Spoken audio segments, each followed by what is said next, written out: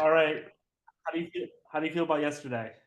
Irritated, very, very irritated because honestly, it's just like an anti-climax almost in the sense that worst case scenario, everyone was thinking, oh, we'll get smashed 4-0. Like, fuck it, they'll show up, they'll blow us away in the first half. Second half might just be a formality. Yeah, Now, you we did texted that well to to me. stick.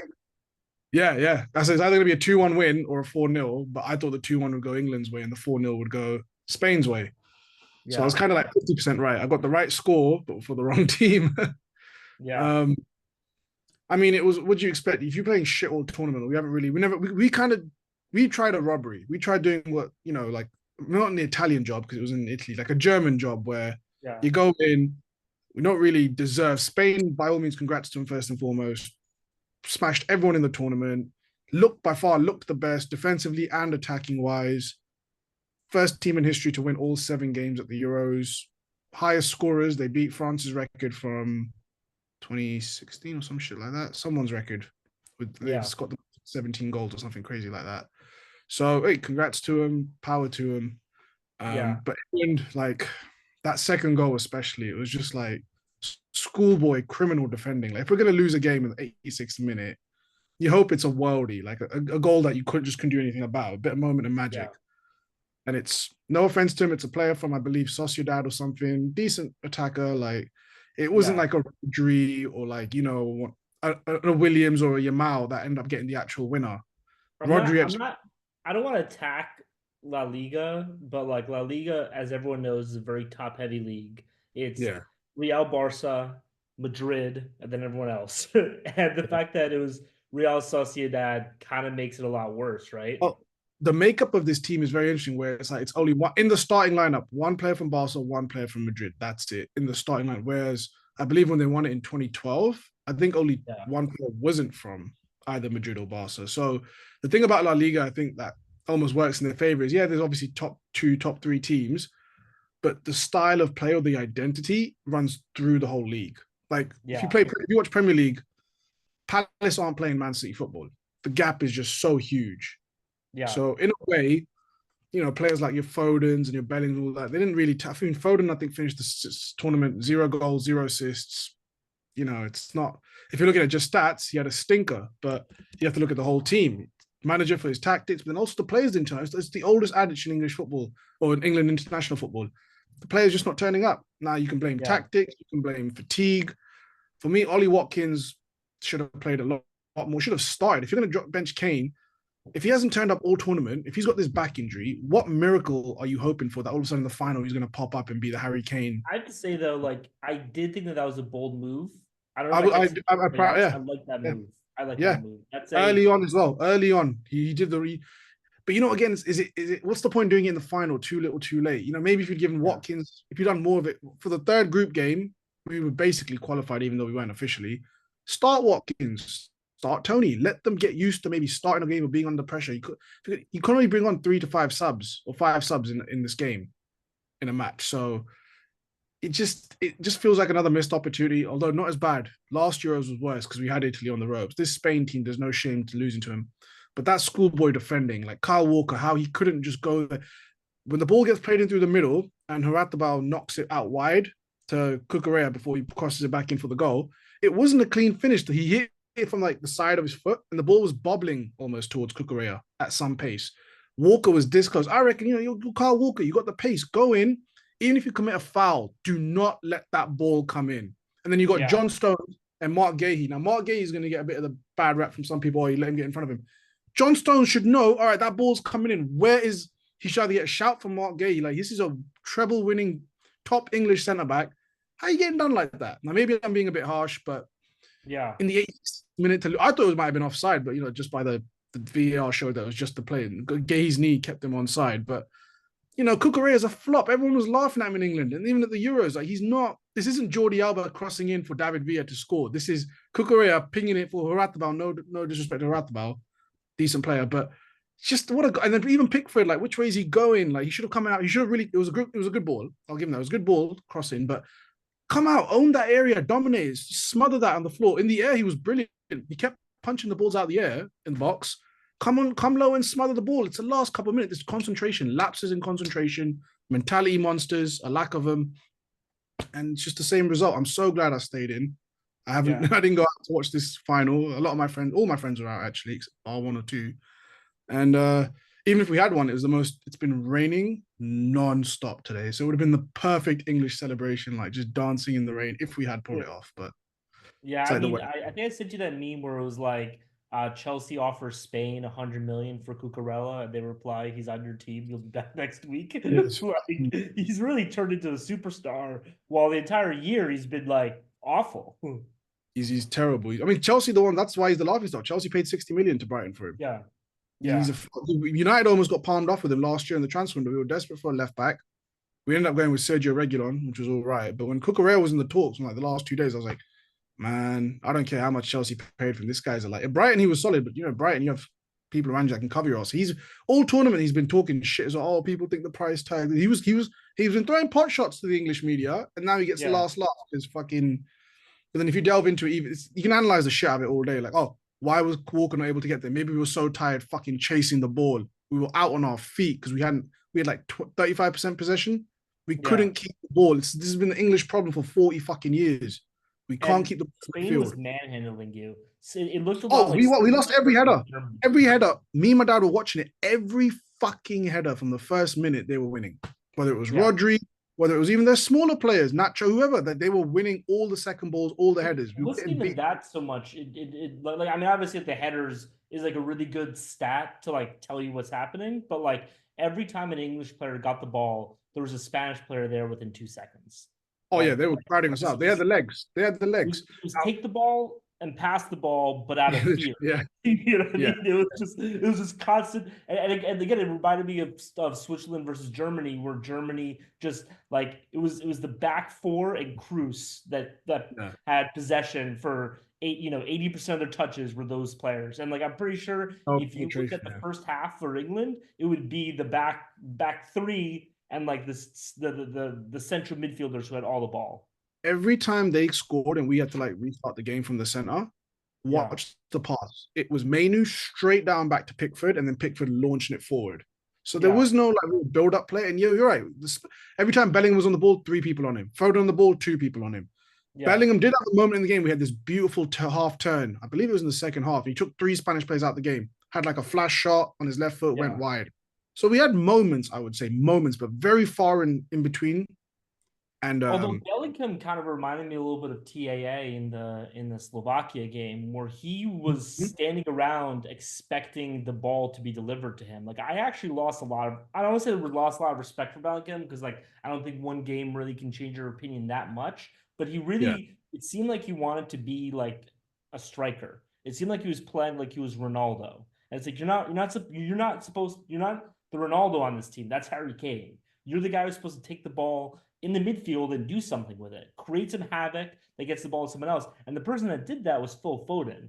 A lot of yeah. people have been trashing Foden, especially in the beginning of the tournament, but I think he really shown up. Like what I really like in a player is a guy who just has a mentality of like, this isn't working. Give me the Fuck ball. the Come. game plan. Yeah, I'm yeah. gonna make something happen. He And I did it really against respect Denmark. Yeah, that. yeah, yeah. He went off script against Denmark in the second game when he was just like, "This is bullshit." Dropping way deep, grabbing the ball and saying, "All right, let's go, let's push up." And that's Yeah. the you respect that. But for me, and he's Gareth has done this every fucking tournament. There's always like almost a scapegoat player. Yeah. So when he first brought Foden in, he wasn't playing him. This is like you're talking about like 2020 or 2018 or something like that. Foden was barely kind of getting game time. Jack Grealish was the next recipient in the Euros, where he like, he's there, he's not really playing on the bench. Lo and behold, third tournament or fourth tournament, third time lucky. This time it was poor Anthony Gordon. The guy Yeah. maybe got 20 minutes, I think, the whole tournament, maybe 15, 20. And this was a guy I was predicting early on. This could be a breakout tournament for him. He could have been, obviously, I'm not saying on the same level, our version of Nico Williams. Pacey, just running at people, good feet, Yeah. got a bit of a on him. Now we'll never know. It's what the fuck's the point about talking about now? And why'd even bring him on? If I was Newcastle, I would be pissed. He should be relaxing on his holidays. He's barely fucking played. He wasted him. Yeah. Now he's going to have extended holidays and he's not going to report back to preseason training until another 2 weeks. He kind of fucking Newcastle over. Like, if I was a club manager, there's a big debate of, club managers not letting their players go for international duty or being like annoyed about it. I don't think that's right. But at the same time, I don't think it's right to take a player, if it's a youngster like an Adam Wharton, 16 years old, 18 years old. Okay, fair enough. Good for experience. Have him around the team. this is an established Premier League star who's a big part of your team, and they're just taking him all the way. This time it was only Germany, but if it was like Qatar or something, I would have been livid because now you've wasted My our preseason plans. If you're going to my take our big players, I'm a club manager. Sorry to finish. yeah, If you're going to sorry. take my top players, they better fucking play. They My, better. my big conspiracy last year is that the Salah injury was fake, and that Klopp Oh, basically said, "Come back." Like, and it was like he got injured so that the second Egypt gets knocked out, yeah. oh, miraculous recovery, and they go play again. No, I completely agree. Like, to have a player like that and not play him, screw up his entire tournament, and also like if I'm Newcastle as well, you know, and this is another subject that I love to go to is Yeah. you with international tournaments you always have like the post tournament spend, and Newcastle is probably like, hey, we could have sold this guy for 60-80 million, with all this exposure, and now you're not allowing us to do that. I mean, he was in deep talks. I believe Liverpool were very interested, but then Newcastle came out and said, we want Jarrell Quansah, the young centre back, to go in the other way. And that kind of Yeah. squashed that deal. But Oh Anthony yeah. Gordon linked heavily with Liverpool very early We're on. not giving up Kwanzaa. It's not happening. Yeah, no, it'd be criminal. It'd be criminal to do that for a winger. Well, also it's like on big need because Virgil van Dijk has 2 more years. So it's Yeah, like, we have I agree. Konate, we have Matip, we have well, I can't believe I forgot the other guy's name, but like Matip and the other guy are both like not Matip's gone though. His contract ran out. They didn't fuck. renew. Yeah, he's I'm gone. I'm really out of the No, uh, you're right. I'm not saying it to like correct you. I AC. just Yeah, thought, yeah, yeah. I feel like I can throw this sweater away. I can't. Burn it, burn it. I'll send you a United one. Burn that shit, man. Any team um, really. Yeah, no, we just need center backs, so we're not giving Yeah. that away. But yeah, I mean, I like that Phil Foden did a lot. You're right that they should have brought in Ollie Watkins earlier. I really like Ollie Watkins. Like, I think that Ollie Watkins is a great player, and AC aggressive, gets in behind. He's what we needed behind that Spain defense. exactly, and you have a lot of players. Like, I mean, this happens on the club level a lot, but I think it happens a lot more on the international level. And this is where we're talking about Cristiano Ronaldo starting, where like it's like name brand, and I Yeah, think that I'd did that rather again. have Ollie Watkins and Harry Kane. Like, I love that guy. Brought Southgate success in this early part of his England career, especially in the 2018 World Cup. He took a bunch of people that had minimal international experience, no big names in that sense, and they became Yeah, big names as England reached, unfancied England reached the semi-finals and should have really been in the final. But yeah, now it's like, Phil Foden, Harry Kane. I personally think we should have started Cole Palmer, Ollie Watkins. Big call, but yeah, we should have done it earlier in the tournament to rotate, and then it wouldn't be such an impossible ask. Now imagine Palmer and Ollie Watkins played the third group game, got more minutes over the knockout stages, and you're thinking, you know what, they performed well. Touch wood, if they got some goals, you're thinking, all right, if Watkins does start ahead of Kane, if he's 100%, it's not like a unfathomable, like, oh my god, you're dropping the captain for this guy who's barely played, or is he yeah, ready? Can he? Because now Southgate's in a lose lose. If he had bought Watkins, if he started Watkins and it didn't work out, fuck it, idiot should have kept Kane. What's he doing as a captain? Kept yeah. Kane, that also didn't work. So it's a lose lose. You're setting yourself up for failure here. You have to be brave with these calls. Now, I will, so you said it earlier, I'll give credit. He made the call early. I think it was like 58th, 55th, 57th minute. He brought Watkins on. I was like, you know what? I respect that. That's brave. But it's too fucking little too late in the I tournament, I in the think biggest hope of the tournament. I think you should have done the opposite. I think you should have started Watkins and I brought in agree. And then bring Kane. Kane on with half an hour left to make that impact. I agree 100%. If he's not Yeah, 100% fit, if he can't move, his back's all fucked up, but he can nick a goal, chuck him on for 20 minutes. Let's see what he can do. He's good on yeah. penalties. If he goes to penalties, like you have him there. So he's almost set himself up to fail. Now, obviously, the talk will be, oh, will he stay? I think he's gone, personally. Not that I want him to. I don't think I want him to stay anyway, but I wouldn't wish, if he stayed, I wouldn't care. Like, I wouldn't be too upset. I actually want to ask you that. Like, yeah, so we have two terrible exits in a row. Two terrible Euro final losses in a row. You Yeah. lost, was it in the semis against Quarters, France? quarters, quarters. Quarters. Yeah. That's not good. But again, France went to the final, so it's not as bad. France were there for the taking. So on the outside, it looks okay. Yeah. France, we had him on the ropes. If we'd just gone for Kane, obviously missed the second penalty. But again, it was negative tack. He didn't make subs till like the 85th minute, 80th minute. So you know what I mean? But He's done it to himself. We want him to succeed for fuck's sake. He shoots himself in the foot and then complains when we fucking have a pop at him when he's doing it to himself. It's like he's self-harming. It's so fucked up. I'm like, stop self-harming. Stop doing this shit. Help yourself. And then he's so giving us shit. here's the other way of looking at it, though, right? Like England well, I mean, I think there are two ways, right? One way is that England, these 4 years have been kind of your most successful years in a long time. Oh, the last year. I think And he's the only manager to take us to more than one final, only manager to take us to a foreign final, a yeah, final. So he's got the stats will pad up for him, which fair enough. yeah. And but the inverse of that is that like England is the most talented team in international football right now. I Like, agree. so, Talent wise, yeah. is it Gareth or is it England? Like I, that's the question, I, right? it's a bit of everything to be honest. It's definitely Gareth Southgate's tactics to a degree, but you know what? You know what's gonna make me sick to my stomach now? Because I was irritated yesterday. I wasn't mad. I was irritated with the way we lost at the end. Make you better. I'm gonna, I'm gonna go back now. The season starts in like a month. I'm going to be Yeah, watching the next 8, 9 months of these cunts like Bellingham, like Foden, like Stones have worldy performances for their clubs who will be challenging for the top prizes again. Man City will probably be favourites for the title again. Arsenal yeah. haven't spent. Liverpool haven't done much yet. Let's see what they do. Real Madrid, City for the Champions League. Let's be honest, the last three have been won by either or. Whoever wins those ties usually wins the Champions League in the last 3 years. So I'm gonna watch these same cunts that bottled it for me, for my country, fucking do main for the clubs that I hate. So it's just I don't even know how to Yeah. put words into it. Like, you know what I mean? It's just so fucking annoying. Like, I loved watching Bellingham's performances. I hope he does. I always wish him well, but the idea was he's killing it for Madrid. He's gonna fucking do something for England. And it's just Yeah. like great, just another fucking honey dick tease bullshit nonsense. And we're back I to do think that I will say I think Foden showed up this tournament. I think Foden really. In the beginning, people were he warmed attacking him up. a lot. First couple Netherlands games, game, the Netherlands game, he was on fire. I loved it. Denmark, he tried to scrap some things around. I'm not knocking him as much. It's just yeah. I think Everybody Foden had. else, Yeah, I think again, I'm not big. For me, it's always the eye test to a degree. So your stats can show me 0 goals, 0 assists, but he hit the post against Denmark. He fucking hit. He clipped the bar nearly against Netherlands when he opened up his body, hit that top corner yeah, shot. So he's had flash moments and he's been willing to take the ball and go for it. Bellingham obviously got the goal against Slovakia. Our tournament could have ended there and then. So they've turned up in moments, but when you I watch them 9 months kill it for their clubs, I mean, this is the best player in La Liga voted and the best player in Premier League voted. yeah, And then, Bellingham won the Champions League. So you shouldn't just have moments. It's 7 games. You should be fucking not clocking these games out. yeah. Granted, end of a long season for both of them. They might be a bit tired. But then we had plenty of options off the bench. Like I said, Cole Palmer, etc.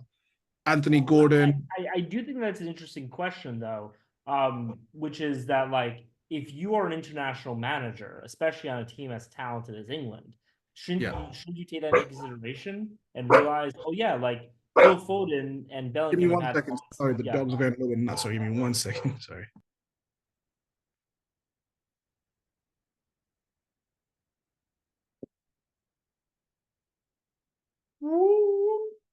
I don't know. I'm trying to entertain y'all. I'm not gonna cut this. Um, yeah. So the point that I was making, and a neck is gonna respond. Sorry. Yeah. Sorry. You might still hear him a little bit in the background, but yeah, I've That's got him out. chill. Yeah. So if you're an international manager of a team as talented as England, and I think in this pile goes Germany and France, and Yeah. that you have these highly talented stars who have had long seasons, and not just long seasons, multiple long seasons, because that Yeah. exhaustion piles up, Yeah. right? Definitely. Like, shouldn't you be sitting Phil Foden for somebody like Anthony Gordon? Like, shouldn't that be part of your consideration that Henry Kane is exhausted? Like that Phil In Foden's carrying a exhausted? back injury, he didn't play the last month for Bayern. He barely played. So Yeah, coming into the tournament, the guy's not match fit. We've yeah, got Tony, Ollie Watkins. It's not like we have a shortage of players. Fucking yeah. use them, trust them, really. But Can, it's can I talk gone. about two things that have annoyed me this Gone. in the past couple days? Number one, and I might get canceled for this, but who cares? Like, one thing that really pissed me off is like in the past few days, people have been saying, because it's like England hasn't won since what was it, 1952? 66. 56. 52 Yeah. is Brazil. So people are like, oh, it's finally coming home. And then like women's football fans are like, oh, but the Lionesses have won. And it's just like, look, But I we're not just denying hate, them that. Yeah. We're not denying them that. But was women's football around in the 60s. You know what I mean? It's just the thing. It's been going for so long. We're not trying to separate it, but I completely forgot, to be honest, that they won the Euros back in 2022. And if I talk to most people, not that we're knocking them, we're proud of them. They've elevated the football game, female football game, so much. I have a very close friend of mine that runs a female football team here locally, and they do well, and they're getting a lot of traction. They're putting hard work into the industry. But we are talking about the men's game here. Like, we're not knocking us. Talking about them doesn't take away from the women's side. We're just specifically. Look, I'm gonna take away from the women's side a little bit, and here's what I'm gonna say is that like, look, it's just like, look, I think that women's sports, especially on a youth level, is incredibly important. I think that's incredibly important to teach women leadership skills, all these things that we care a lot about. And I think that one of the big disparities in like women's success has been the fact that when men are kids, we're taught about leadership, we're taught about teamwork, and women are taught different values, right? And I think that like having more focused leadership attention for women at a young age is incredibly important. And I very much support youth women's sports and even professional women's sports to get women to care about the stuff. If a woman cares more about the US women's national team than she would about the male's national team, and I completely understand why, then the fact that we have that is a very positive thing. I'm not knocking at all. However, what are we talking about here? Like people like the men's World Cup is a world event that everybody cares about. That is 100 years of history behind it that people Yeah, love and care about. When people talk about the World Cup, they're talking about the men's World Cup, and like there's a distinction between doing this thing that's very important and good for society that I agree with, and inserting yourself into a conversation that is not about you. yeah. I This think conversation is not about yeah, you. yeah, Like, yeah. You and are, yeah. Go on. sorry, continue. I think the US is the most perfect example. Your lot's women's team has been kicking the shit out of other teams for donkey's years. I grew up on the women's team being the best. You guys used to win every other World Cup. It'd be between you lot Yeah. and like Japan or someone. England's team kind of come into the fore more now. So I think, but then there was that argument, right? Where like Megan Rapinoe and all these crazies were like, all right, we're outperforming the men's team. Fucking pay us more than them. We're not saying that you shouldn't get paid more. We're saying, well, people at the time that were arguing was, you agreed a price, you agreed a contract. Now, just because you're exceeding the expectations, you can't all of a sudden turn around and get mad and be like, all right, we want a brand new contract, tear it all up. You have to give them time. And you can't So compare so yourself to the men's team. Like, you can't, because you're outdoing, that's like me saying, all right, I'm killing it in my job. But because I know, for example, you, same company, but completely different like team or whatever, different department, I'm doing better than Paul, so I should get paid more than Paul. It's completely set. It's whatever your job is your job. Whatever my job is my job. Whatever I agreed when I signed the contract to be employed, unless I get a bonus or like we talk about a pay increase further down, I can't just rip out my contract and be like, "Fuck you lot, I'm taking you to court. I should be paid I, more because I'm putting in this is more actually work." a very sore spot for American football fans. Where Yeah, a lot of us are really mad about this for two reasons, right? So the first one about the equal pay thing is that the women were not asking for equal pay. The women were asking for more pay yeah, because more. the men get the way that the pay gets distributed from international football competitions and even club football, but that's a different conversation, is as a percentage of revenue. You get X percent of revenue. It's not about the dollars, it's about the percent of revenue. And the Yeah, women took away pay from the men in order to get them more pay. And the reason why they weren't getting paid as much is because the Women's World Cup doesn't make as much money. many eyes. Just how many eyes? It's Yeah, watched in America and England and a couple of other Western European countries, but it's not watched in South America. Because South America, I can tell you, I've been living in South America. I've spent 7 months in South America right now. It's a great place. They're a little bit backward. They don't give a shit about women's sports, right? And it's definitely not being watched in Saudi Arabia. It's not being watched in Africa. It's not being watched in Asia. So yeah. that's the reason why. But second of all, I actually one thing that not to go too far into the political hole right now, but like one thing that really pissed a lot of U.S. Supporters off is how they were bad mouthing America because Megan Rapinoe went on a whole bad mouthing America thing, and this is especially why it pissed us off.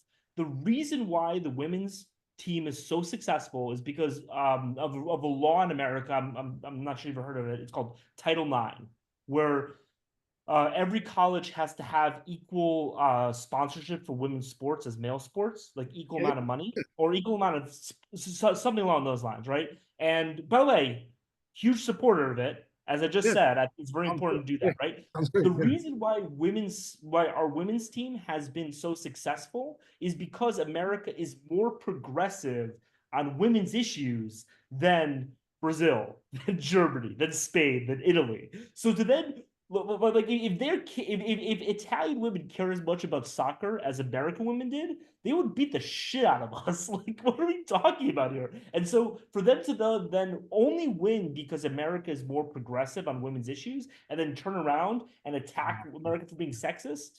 Anyway, sorry, I just need to get out a little bit rant Yeah, no, about no, it. I apologize. it was It's a just couple of years ago. It was just. I felt like it yeah, was valid because the whole idea of like, I mean, I agree 100%. Like the women, I grew up watching. No, I haven't seen. I don't watch. I'm not even going to claim that I pretend to watch women's football. If it's around here and there, I might flick it on for like 10, 15 minutes. I'm never going to claim. Not that I'm right. I'm just saying. I'm being honest. I don't yeah, sit there and like, oh, my United's women's team's playing. I could give two shits to be honest. yeah, I might care more in the future, but I'm already kind of with them. I'm more annoyed because the Mason Greenwood thing they piped up with. I think it was separate issues to be honest, but that's a yeah. different story.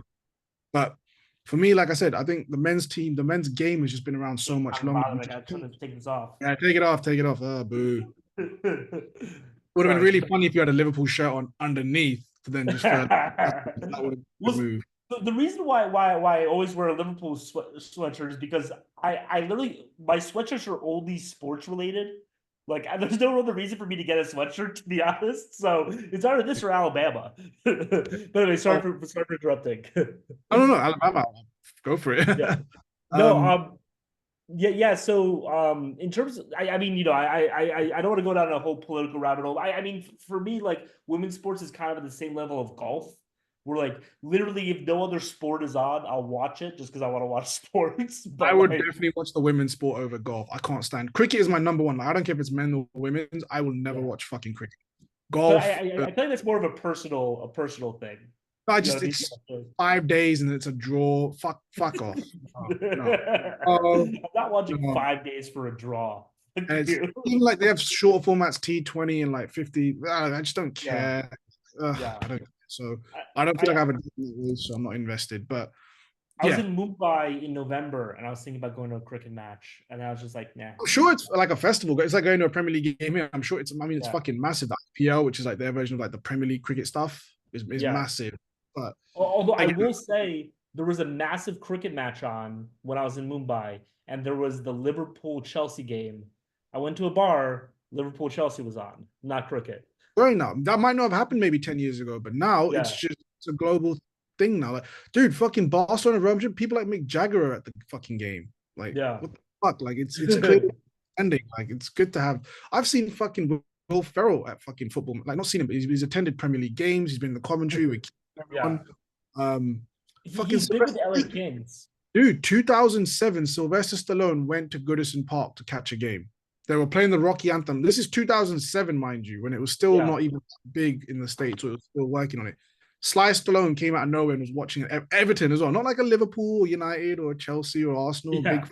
When City went Everton. Everton, so like, there's always been Yeah, that sort of fascination, I think, with the Americans. Like, same way if like I was in the States, I caught. We went to the Warriors game that one time years ago. Me, you, two other buddies, Jeff, and oh another yeah, guy. So Jeff and was it Shout? I can't remember. I don't know if it was Shao. But you know what I That mean? was a Like, fun game. yeah, for the Europeans, like we love check. Like my dream was to catch an Oakland Raiders game when they were still in Oakland. Now they're in Vegas. I'll still go watch it. But Yeah, it works both ways. That fascination with the main sports and things like that. yeah. So Well, I mean, sports are just like I was thinking about this when I was in Brazil because like I went to a Brazilian football game and it was the best live sports experience of my life by far. And it just feels like you're part of this whole. You know what I mean? Like you really feel like you're part of this gigantic organism.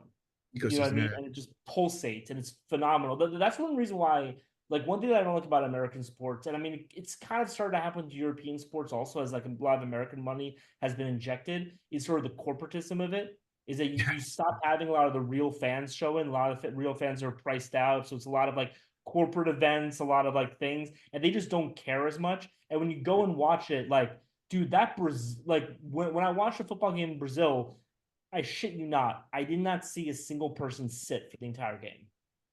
Yeah. There's not a single person seated for the entire game. And it was like it's like this That's this what it's about. this is sports, you know what I mean? But like, you know, you start seeing this a lot. I mean, like Yankee Stadium now is just a fucking business meeting. You know what I mean? Like the Warriors now, it's just a business meeting, Oh, and don't say that. Oh, that would suck. Oh man, that would suck. it's changed a lot. Roy Um, Keane had a famous run in 2001, and he called it the prawn sandwich brigade. So literally, what he was complaining, he goes, "Oh, the fans. Some of these fans at Old Trafford, like they're all in their corporate boxes. They're not even watching the game. They're munching on the little prawn sandwiches." Dude, that shit yeah, went viral like 20 years ago plus. So that's another reason why yeah. I love. What a guy! Like he just calls out his own fans, like you prawn sandwich brigade wankers. Like don't even bother. We need the real fans. We need the I hardcore ones. To... I actually don't mind that much the boxes because I feel like they're so removed. But for me, it's like when you're like in the seats, like Yeah, we need a an atmosphere. Like I remember I was at the Clippers Warriors game a few years ago. The okay. Clippers had won game two, and then they in Oakland, and they were coming back. It was right before Kawhi came, and we went. I remember seeing tweets like the crowd's electric, and I was in the crowd, and I was just like, no, it's not. This is not an electric crowd. I've been to electric crowds. This is not an electric crowd right now. One thing American sports fans need to do, this is no disrespect because I've been to a few of their games. You guys need better songs, man. It's just Yeah. defense. Like you guys need some chance or need it. Like I'll be honest, not football fans. We're not like super creative. Like we just take existing songs and we just switch the Yeah. words, put the players' names in. But it's fun. Like you have things to chant and stuff. I'm a little bit surprised that American fans don't have. I mean, Sweet Caroline just blares everywhere. That's just a beautiful song. But if Yeah. I'm just hearing defense, like again, not knocking it. Like how many times are you gonna say that in 90 minutes or an hour? Like let's have So some. Sweet Caroline is like a specific. So like in Boston, and that's what this song like means a lot to them. Is that like seventh inning they play Sweet Caroline. It pumps up the crowd. Sweet Caroline is like the Boston Red Sox song. I know a lot of other teams have started to take it over, and like Yeah. as much as I hate Boston, like I feel like you got to respect that that's their song, especially that was their song during the 2004, the worst event in the history of the world, in my opinion. It Oh, goes third worst. It goes Holocaust, 9/11, Red Sox winning in 2004.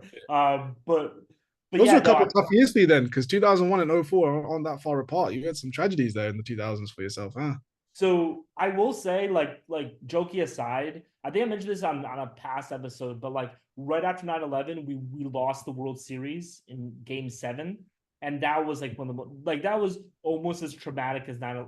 I hate to say that, but like it was like we like New York wanted like imagine if like 2 months ago England suffered a terrible terrorist attack like 9/11, and then like Yeah. you lost in the finals of the Euros. It would just be like it would be so much worse, like That's why I think when Katrina happened, like this New Orleans Saints won like the Super Bowl like 2, 3 years later, and it was such a big. I had family living so out there at the huge. time, and Yeah. it blew up. Everyone was yelling "Who dat?" I didn't get any of the context at the time, but I was like, oh, they're good for them. And like there was a Manchester bombing in like 2017, and United won the Europa League final like 2, 3 months Yeah. later. So I get what you mean. Like you want the feel good moment to sort of cover it, but then yeah, it's unfortunate when it It was doesn't go also your. the end of our dynasty. So 96 to 2000, the New York Yankees.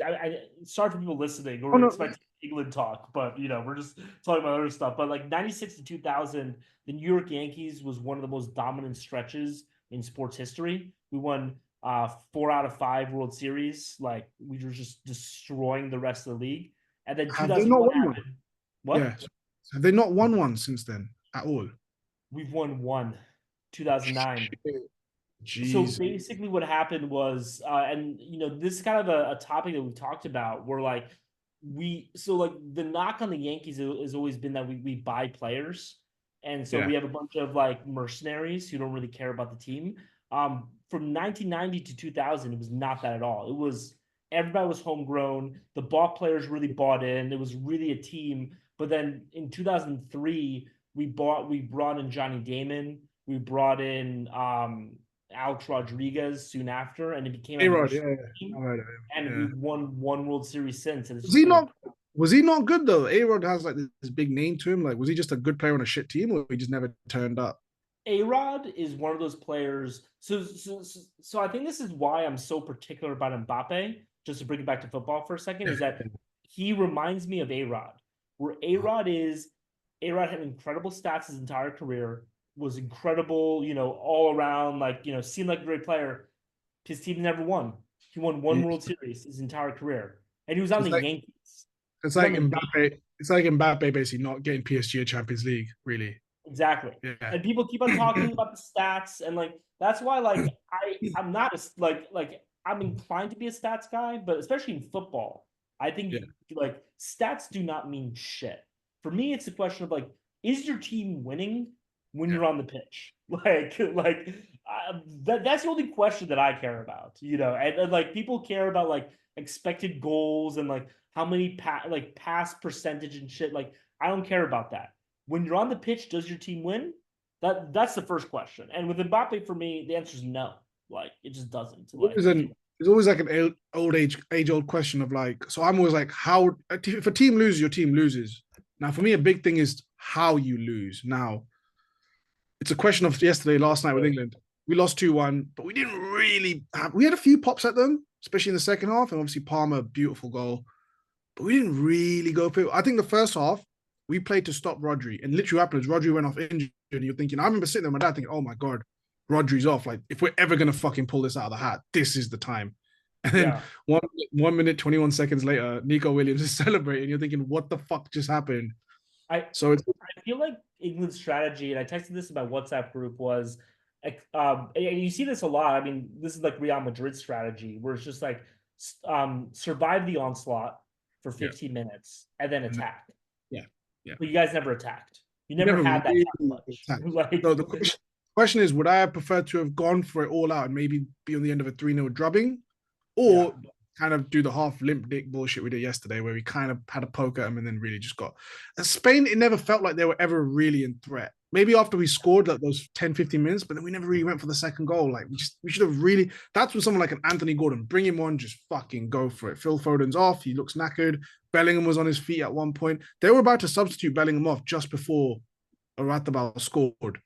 So that kind of tells you everything where you're at. And then if Bellingham goes off, who do you bring on? Surely an Anthony Gordon put Foden in the 10 and see how that works. But we never really yeah. got there. So one question I want to ask, and I have a very strong feeling about this, but I want to know what you think first. So Danny Olmo Oh, is kind of brilliant. the star. Yeah, goal line Um, killed it. Williams, Murata really played well. Um, if you're a club, are you buying these players or not? So Morata's moving to But Murata just went to AC Milan. I AC know that, Milan. Yeah. but like, Zlatan pushed that. Apparently Zlatan, he's now like a director or like some sort of like he works for Milan basically. yeah, And he pushed the Morata. advisor. He was at the final yesterday. The camera panned when the coverage we were seeing here. The camera panned to Zlatan during the Yeah, game. There was one moment where it was Xavi, Iniesta, and Villa sitting together. And you're thinking, "Fuck, look at that." yeah, But I think Morata's already made his move, and he's towards the tail end of his career. He went for like 10 million euros. I think he might get a Scudetto or something out of Milan. Let's see. It's a good adventure for him. Good replacement for Giroud. Not Giroud levels, but good replacement for Giroud. Target man, yeah, hold the ball up, decent in the air. Danny Olmo has to definitely make a move. I don't know where his release clause is valid, I believe, till the end of this week, July 20th, on the Saturday. And I believe he's only 50 million euros, if I'm correct, 50 or 60 million euros, which is a fucking decent price tag. Now, it yeah, wouldn't shock out of the blue because Man City have been relatively quiet. They signed one Brazilian kid, Savio, but it wouldn't surprise me if, like, Thursday night, Man City have triggered Danny Olmo's release clause, and by Sunday, he's holding up the fucking shirt and he's the new. For me, yeah, he'd be a decent heir to Kevin De Bruyne because he's really done that. yeah, His legs can't really care. You have him coming in, you still got Foden there. It's the most Man City way to run things. Just be super smart, slick about it. I would love to see Daniel Olmo at United if we sell Bruno. I think he'd be a good replacement for Bruno. Bruno's slightly more mobile, versatile player in the mold of like Daniel Olmo's more in the mold of like a De Bruyne for me, but still obviously not De Bruyne level. yeah. So I would see Daniel Olmo at United if Bruno But goes. also I a lot did. more mobile, as we've talked about. Sorry. Yeah, more. Also a Yeah, lot more mobile. yeah, Yeah, yeah. So for me, it's I would like to see Bruno stay, and then Nico Williams has been Barca have been chasing him all summer, so it wouldn't shock me if they because Sancho got reintegrated back into United training earlier this week or late last week, and they said, "Oh yeah, my god, him and Tenaga fixed the rift. Ineos are amazing." I hope that's the case, but if I'm being the pessimist I am now in the last 10 years because I've seen a lot of shit, I think it got to the point where Dave Brailsford and these geniuses realized, and I mean geniuses actually, Dave Brailsford is a genius. Fuck, we can't sell Sancho. There's not enough interest. We're not getting value for money. Let's reintegrate him back in, make it seem like everything's copacetic, and then further in the summer we might get a better value for him. Because if a club knows, like, look, it's like a bad asset. If you know someone's trying to get rid of something, why would you pay the 40 million, the price that they're asking? You want it? Well, they have to get rid of him. They don't want him there. Yeah. We have to get him. We'll get him on a lower fee. Dortmund kind of hung him out to dry, which I loved. I actually loved that. Oh, we love you, Jadon Sancho. We want you back, but we don't want to pay. We only want you for free or like 20 million. And your number 10 shirt that you loved so much last season, we're going to give it to Julian Brandt because, he's here and we love him a bit more. So, fuck you. Fuck you. So I kind of really enjoyed that. That made me quite happy. One thing I will say for me, if I was a GM or manager or whatever, I would have a strict rule, which is never purchase a player after an international tournament. I do not. It's a known thing. That's a known thing in football. Now, Man United haven't over the years, even under Fergie, we haven't really followed that rule. Like, we bought players on the back of good tournaments. The one that pops straight to my mind is just after Ferguson when we had Louis van Gaal, 2014 World Cup, Argentina left back Marcus Rojo. He looked amazing. Even I was like, fuck, And then it didn't help that Liverpool were very close to signing him. So we just jump in, we offer like 5-10 million more, we pip him, flop, complete flop. He had some bad injury problems. He was brave in the tackle, but bad injury problems, and he was a flop. So I agree. That is a rule that exists. Most teams do run themselves like that. I think the big one was James in that World Cup. James Rodriguez in 2014 scored that tournament. Well, I mean, just Real Madrid snapped him up. Real Madrid snapped him up, and then years though, Liverpool got Cody Gakpo, hasn't really performed. Do you know why that transfer went through? Do you know what was supposed to happen in there? Again, according to reports, not that I'm on the inside. Apparently, United had agreed the deal, but because of financial fair play, like these sustainability rules, we couldn't do the deal. And then when we dropped out, because it was all United, everything was just Man United, Gakpo. You guys came in like the 11th hour, maybe 11th and a half hour, and pipped out of the blue because you had the money and you were like, fuck United. And it hasn't really, he's still a good player, but it hasn't really blown up the way the way I thought it might have. But you never know, he might kill it this year. Let's see. Also, Jack Grealish. Jack Grealish but by the way, Jack Grealish has been good for Aston Villa for a while. Like, I'm not knocking Jack Grealish, but like he got purchased for 100 million quid because Man City knew that they could sell shirts. Like that was it. Like, I'll give Grealish I'm going to cut him some slack because adjusting from going from like super creative, kind of doing your own thing at Villa, having that sort of freedom to go into a very rigid structure of Pep does take, you can imagine it's not easy. Like he says himself, like, I would do something that looked good or like I'd have an assist, turn around, look at Pep and he'd be like, that's not what I fucking told you to do. So even when he's doing the right thing and helping with his stats or like helping the team, if it's not Pep's way, it's the fucking highway. And I do have to say, proven in the second season. Yeah, no, he sticks to his guns. It stifles individualism. You don't see like a Ronaldinho could never play for Pep. No way. You know what I mean? Like that individualist, even though he gave Messi that freedom, Pep and Messi only worked together for 4 years, but it was a super successful 4 years. But then the end, the relationship was kind of, a little bit tight in 2012 because again, only so long can you keep someone so rigid, someone like Messi in that little system. If you have to give him that freedom to kind of do what the fuck he wants to a degree. I remember there was a center back that they got, like a Russian. I forgot his name, but like longish hair. I know exactly what you're talking about. Something Chernitsky or something. In the doc, where he basically did a long pass for Ibrahimovic, and he was like, "Oh, he scored." He's like, "I don't care." Like that's not what you're supposed to do. Shipped him off. He was a good player. He came from Shakhtar Donetsk, I believe, and he was a talented player. And they beat. He was a big, tall lad as well. He was solid, and they had him for about a season or two, and then they shipped him off. So it's good in the sense you have authority and an identity of a team. But Pep's first game, they got drubbed. It was 4-1, and he was just like, "Did lose 2008." It was the right way. Yeah. I remember where I was when he got appointed, and this is just after United won the Champions League. We beat them in the semis. I'm like, "Oh, who's this guy? Who the fuck's he?" And then because they finished third that year. Or third or fourth that year, in La Liga. So in 2009, their Champions League campaign. The first summer he went in. So the Frank Rijkaard's last year at Barcelona in 2008, they finished like third or fourth or something like that. I believe it was third. It was third. So they actually had to go through qualifying in the Champions League. They had to go like the third round qualifying. So it's a stage before the group stage. So they had a very long. They ended up winning the whole thing. But if you Yeah. looked at Barca at the beginning of that '09 season, we were obviously defending champions. I'm sitting there laughing, like, who's this mug? Like, they've just lost their first game. They have to go through qualifying rounds. Like, they're Yeah. fucked.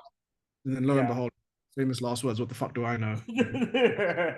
Yeah, I mean, as we talked about, like they were going to hire Mourinho, but then but Yeah, then but then crazy. Cruyff intervened, Yeah, and I the mean, rest is I have to say history. I love Mourinho, but that was a good call. Yeah. That I was mean, it's weird because then he went to Madrid like a couple of years later. Like, who knows? But then Mourinho, if he'd gone to Barca, wouldn't have been at Inter to win that treble the following year. Like, it's you go down these different pathways, like butterfly effect of like what could have been, how different would it have looked if Well, Guardiola so had. apparently the reason why Mourinho got hired for Real, I mean, besides winning the treble that year, which obviously was incredible, but it was Hit the bed also about his it. celebration after beating Barca in the semis. Because That was a crazy that's like game.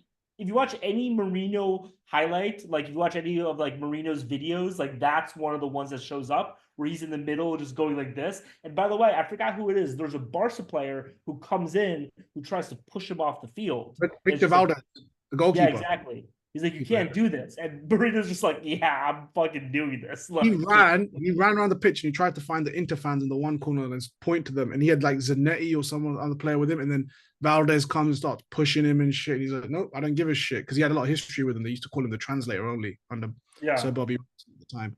But I that was such a picturesque finish for him because he won the treble with Inter. That second leg against Barca, down to 10 men for like more than half the game, 1-0 down yeah. at the new camp, they survived. Fucking brilliant.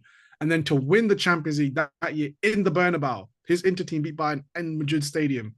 And literally, Yeah. as soon as he won the final, runs in the back office, he's like, he's signing the documents right now. Like, he's done. Like, Yeah. Madrid have him. Like, he's sitting there with Perez tied to a chair and he's signing the fucking documents. With a baseball bat. Yeah, although they didn't have to tie him down. He oh wanted no, he went willingly. Yeah. He wanted yeah, it. yeah. Him at Madrid, it made sense. He had to go. Like you just thought he was going to dominate everything, It kind of especially sucks that he never got a Champions League with them.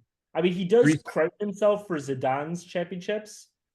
So imagine for 6 consecutive years, they kept getting knocked out of the last 16, the first knockout stage. As soon as Jose goes there, as soon as he Yeah. goes, 3 back-to-back semifinals, and I very do have a close. question for you though. Yeah. Let's say Jose Mourinho, let's say Manchester win their next Champions League in 2031. Do you think Jose Mourinho is gonna take credit for it? United? Oh yeah, let him fucking go for it. If like someone like a McTominay, which I don't think he's gonna stay around for that long. If McTominay ends up popping up with a header or the winning goal, fuck it. Like He'd be give like, him. oh, that's me. That is football heritage. I mean, he built a very good team, like the likes of Di Maria, Ozil, Ronaldo, Kaká. But all these players were signed. Ozil and Di Maria were signed in Mourinho's time. The likes of Yeah, Benzema, Kaká, Ronaldo came the summer before. I believe he bought Carvalho to the club as well. He bought Varane. He's responsible for him and Zidane are working very hard to get Varane at Madrid because he was supposed to come to United. So yeah, he can definitely take credit to a degree. Pepe had yeah. been there before him, but I mean, I think he has more chance of taking credit for the 2014 one under Ancelotti. By the time Zidane won those two in a row, it'd been years since Mourinho had been there, so you can't really. He does what the Can we fuck talk he about wants. Copa America for a second? Yeah, that was Because madness. I was going to ask you about that. What the fuck? That was so nuts and videos.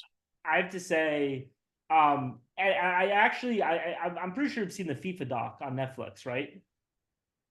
FIFA Regarding Uncovered. like a while ago. I didn't pay too much. We Yeah, know they're corrupt. Like I hate seeing like it's yeah. I feel like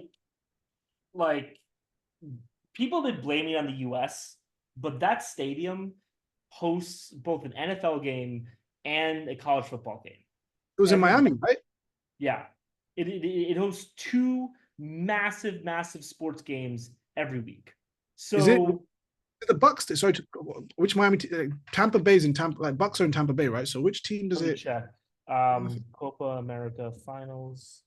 Uh, I know it was in uh, Miami. fuck. I did see that they were quick to say like, oh, because you knew the core stories were going to come out. Oh my god, they're hosting the World Cup in 2 years. Can they handle? That was the story. That's Yeah, the story, that's how you know they're going to go. Yeah. and it's not like You where's have to take it with a lot. You have to take it with a huge pinch of salt because I might stir the pot here. Now, go for it. 2022 Champions League final, there was fucking 1 hour kickoff delay because of crowd trouble in the Stade de France in Paris. No one questioned the stadium's capacity to fucking or the country's By the capacity to hold. way, That was blamed on the Liverpool Liverpool fans fans. weren't allowed in. Yeah, Liverpool ones with fans real weren't allowed tickets. in. Ones with real tickets. Now, again, I'm going to poke the baby like a typical Liverpool fans always cause trouble, but no, with all due respect, that was all the fans' fault. That was all the fans' fault. But when let's say a different country that's not super football heritage like the US, now all of a sudden Yeah. it's the fucking infrastructure and it's their problem and it's got nothing to do with these stupid fans that aren't behaving. Like you can't Okay, have so it it's both ways. the Miami Dolphins and the That's it. Miami I Hurricanes. knew there was a team. Yeah, Dolphins. How could I forget? Yeah, shit. Dolphins and Hurricanes. So this stadium, like the Miami Hurricanes, are one of the, I mean, historically one of the biggest college football teams. In recent years, they're not that big, but like the University of Miami is like from the 80s to the mid 2000s was like one of the biggest teams in football. And so like Oh, yeah. just the idea that America is incapable of hosting large sporting events is preposterous because It's it's an literally agenda. It's all we bull. do. It's bullshit because you guys have such pageantry and you're so proud of it. And let's be honest, I don't know if you've seen some of the videos. There's large groups of fans going through the air vents and the air ducts and stuff. I don't care how much infrastructure you have. If they're willing to do that shit, you're fucked anyway. That's the fans. The fans are crazy. You can't expect. How are you going to manage for like, oh, they're going to go through the fucking ventilation shafts and the ducts? Like, who the fuck? This isn't Mission Impossible. What the fuck are they doing? So I just want I to. had no sympathy. I saw the videos. I had zero sympathy. I was like, idiots. I feel for the kids and the families, but these fucking idiots, they fucked it for themselves. And you know what they're going to say as well? Messi's last game, we had to be there. It was mostly Colombia fans doing this crazy shit as well that I was seeing. Yeah. So it was So Wembley's capacity is nice. 86,000. Yeah, So just shy. that is the capacity for. Is Wembley the biggest stadium In the so UK, so probably. like that is the one that's not even a regular stadium. That's a stadium that you guys pull out for big occasions, right? UK, yeah.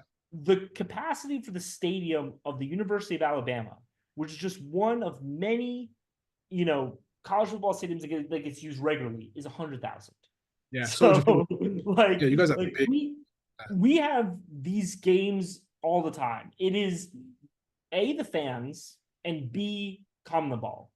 Calm the ball. I think this is a huge problem that like people in um in kind of the West don't really get is how corrupt the rest of the world is. And like international football organizations are as corrupt as the most corrupt country. This is why FIFA is so corrupt, right? Yeah. And so Calm the Ball is an incredibly corrupt organization. They don't care. They don't give a shit. And like everybody who works there is somebody's cousin, somebody's brother who, paid somebody off. And it's not the United States' fault at all. And I think it's kind of embarrassing for Calm the Ball, in my opinion. The fact that they're trying to shift the blame on the United States when it's like, what the fuck are you talking about? Like this stadium can hold this people. It's just the fans were crazy.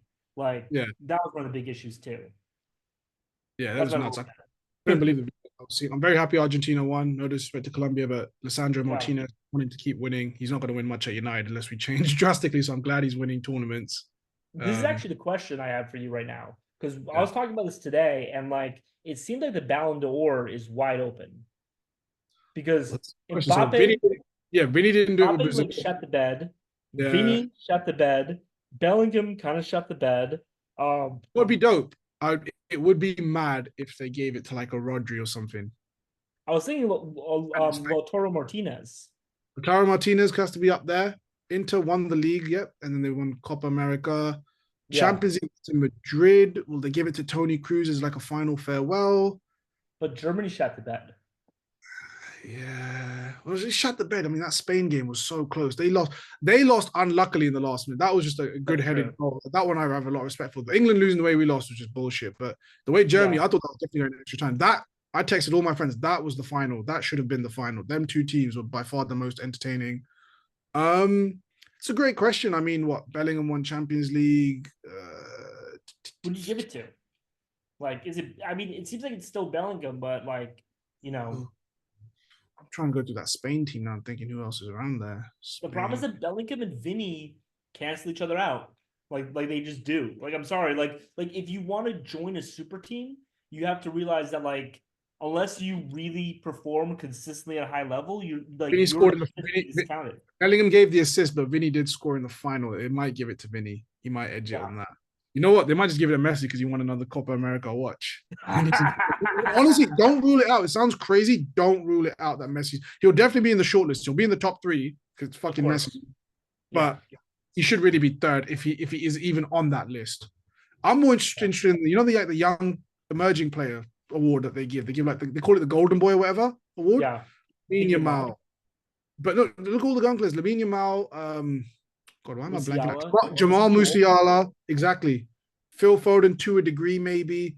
Like between Musiala and Yamal, I would love to see it. Probably end up being Yamal just because his tournament's crazy. The kid just they were breaking German law by having him play after 9 o'clock. It I was saw nuts. that. Yeah. They just ate the fines. Like, yeah, fine us. We don't give a shit. Like, fuck you. Yeah. Yeah.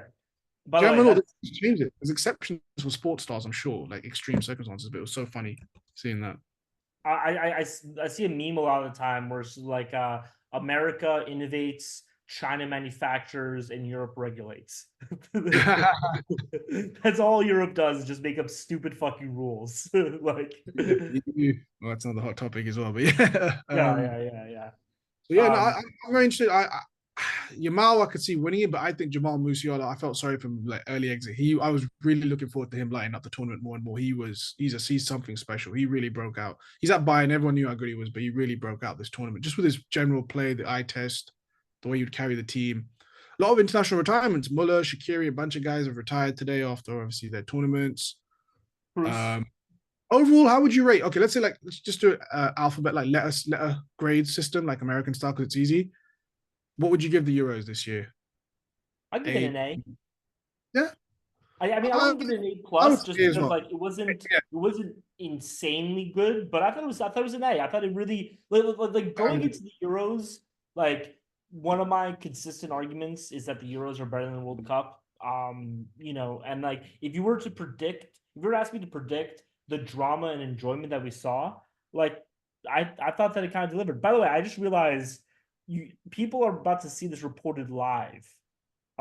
We Me and my friends have like a UEFA league of a match predictor, and I was leading going into the final, but I might have lost because Oh, I no. predicted 2-1 England.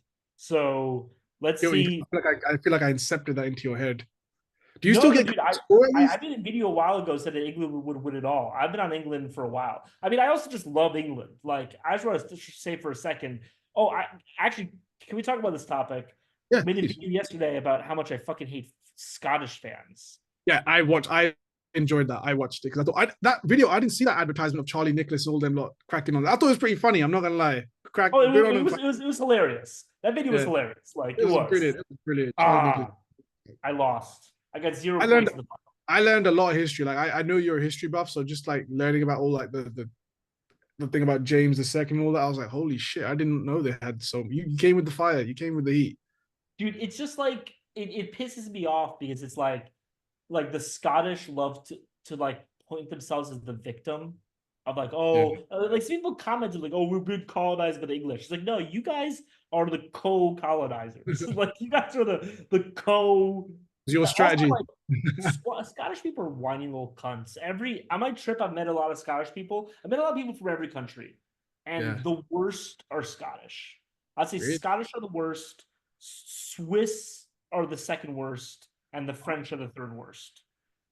Just because they're Okay. just like, say you're an American, like people are like, oh, you're an imperialist. So I was just like, really, really, you're Scottish, you're calling me an imperialist? Get the I've fuck out never of here. heard. I can't imagine someone saying that like a Scot while on holiday or abroad, like imperialist. That's a lot.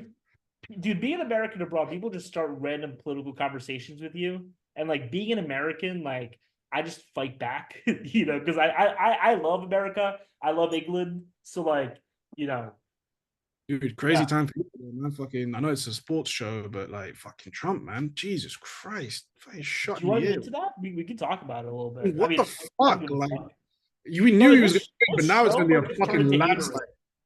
This Yeah, this this show might just because they BJ's too much just of a turn it. bitch. I just turn this We're going to do it next week. We're going to be in me and him are visiting some friends in Barca. Barcelona, yeah. We're doing a foreign haterade. That'll be good as well because I think we're going to get in deep there, I reckon. Yeah. No, but like I think so like just for people's background watching this. So like when we knew each other in California, I was a diehard Democrat. I literally worked for the Democratic Party for 3 years. I voted for Biden in 2020, but I'm voting for Trump this year Even because 2020, you gave it to Biden. Okay, I don't know why I thought you were Republican for some no, reason. I it's just because I'm white. Oh, he looks like a frat boy. I must be Republican. This is a solo cup. No, I literally worked for the Democratic Party for 3 years, but Damn. I knew, we could have another, conversation, another episode, because we might just turn this into haterade. I might just steal haterade from VJ. Yeah. You don't want You lost the haterade, license. You you lost the hate lost rate haterade. license. Yeah. No, but like that, like what I think is like perfect about that moment with Trump. I mean, obviously, like getting shot, like people have a lot of sympathy, but like I think that like one thing with political moments, and this happens with players too in sports, is that like moments matter when they reinforce pre-existing narratives. Like Mm. when a player who consistently performs at a high level chokes, he's not labeled a choke artist. But like Harry Kane loses another tournament, it's just like, oh, Harry Kane. Curse Like, continues. The curse yeah, continues. Eh? the curse continues. I thought it would be broken. But like the thing about Donald Trump that like people respect is that he calls himself a fighter, right? He's Mm. like, I'm a fighter. But like people always because he's a rich kid, people are like, oh, you're just a pansy pretending to be a fighter. But like this dude got shot, and then like 15 seconds later stood up. His Secret Service was pushing him off stage, and he was just like, fight, fight, fight. That's just like that's just hardcore. Imagine the first thing they're like, yo, we gotta get you up. He's like, let me get my fucking shoes on. Wait, I don't want to leave my shoes. Yeah. Like, fuck the shoes. Like, I respect Yeah. that. No one, I don't care. Like, wherever you put, like, whoever's political, however you feel politically view wise, but no one deserves to get shot live on TV. Yeah. That's fucked up, man. Like, what the And fuck? Like, I actually think so. Like again, I don't want to go too much into politics. We might just do a separate haterade episode with me and you. But like I think one of the things that maybe stop being a Democrat is that I think that a lot of the things that they accuse the Republican Party of, they do themselves. So yeah, like they're like, oh, he wants to lock up his political opponents. It's just like, well, you're the guys putting him on trial. cases, yeah, tried to But impeach him like twice.